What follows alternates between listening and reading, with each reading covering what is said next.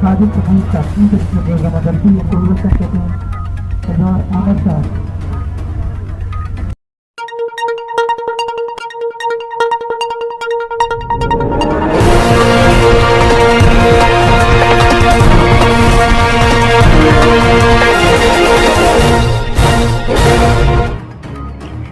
अस्सलामुअलैकुम नाज़रीन, आप देख रहे हैं KPN HD और मैं हूं अली जाली।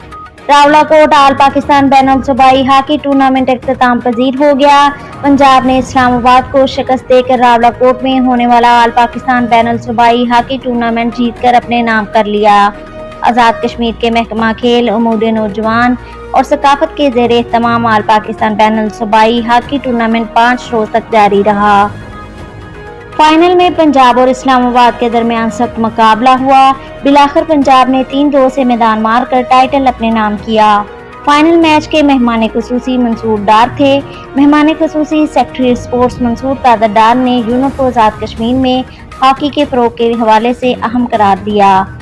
आखिर में फातिहा और रनर अप टीमों के खिलाड़ियों में इनामात भी तकसीम किए गए। मज़ीद न्यूज़ अपडेट्स के लिए देखते रहिए KPN HD।